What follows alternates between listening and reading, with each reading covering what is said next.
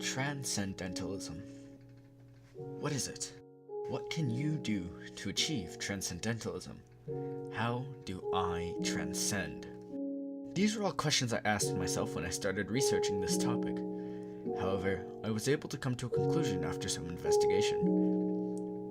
The dictionary definition of transcendentalism is an idealistic philosophy and social movement which developed in New England around 1836 in reaction to rationalism, influenced by Romanticism, Platonism, and Kantian philosophy.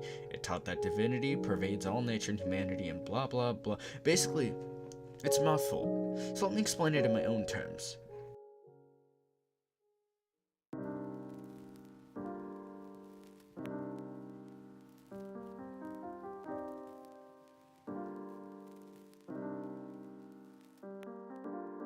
Transcendentalism is a theory made by Ralph Waldo Emerson, a man born in 1803.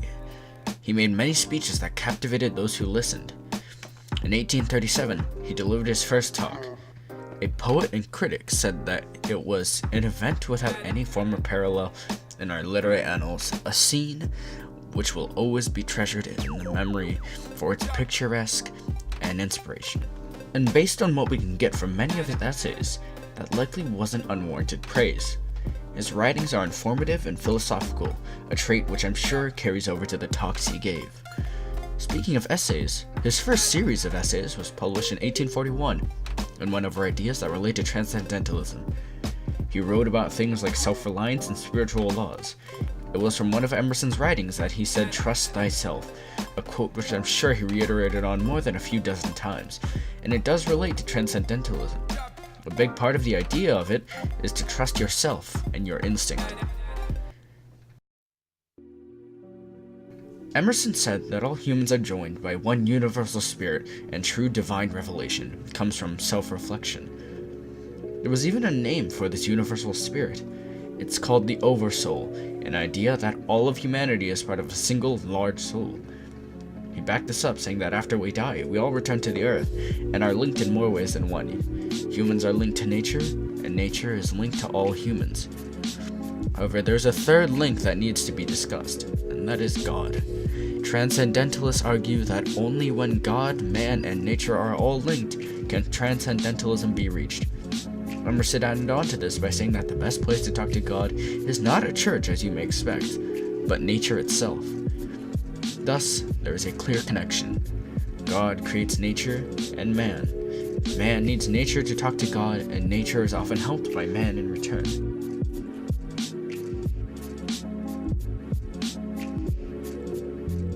This theory, a theory that said you should trust yourself above all others and follow your instinct, is not without its critics.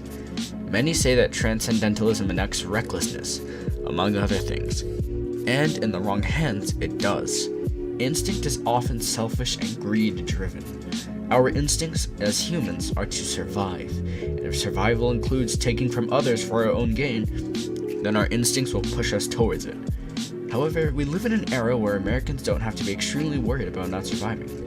We're in a relatively more peaceful era than we have ever been, thus our instincts will rarely ever need to tell us to take from others. I believe that transcendentalism has had more value than ever.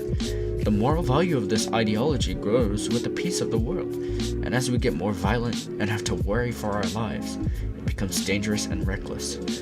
But, as we come together as humans, it becomes useful and enlightening.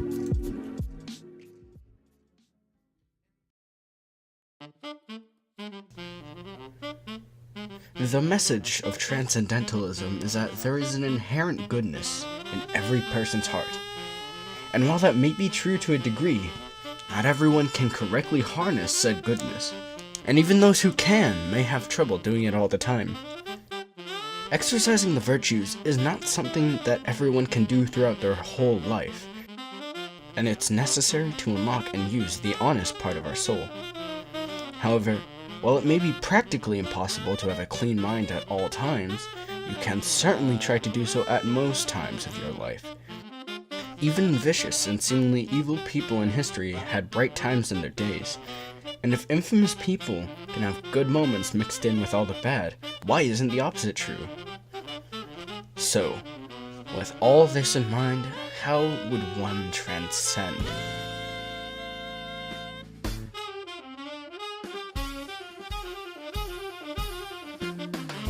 We know what Transcendentalism is, so how do we reach the peak and go beyond?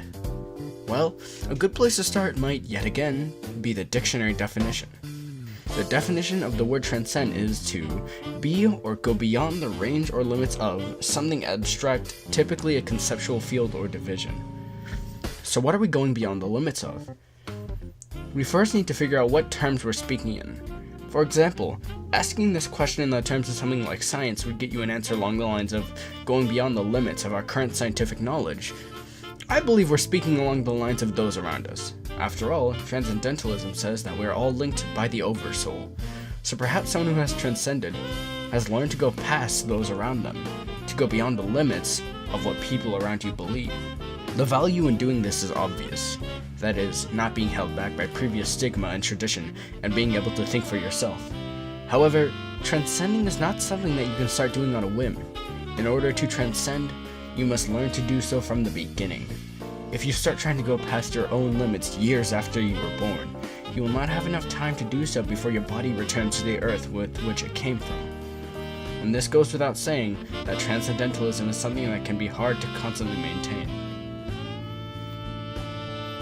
In summation, Transcendentalism isn't something that you should try and follow at all times. It is an ideology that you should follow in moderation, and only when fitting. You should use your own judgment to decide when to follow your own instinct and when to follow the advice of others. Transcendentalism is not a check-all, but it will always have a use in our world.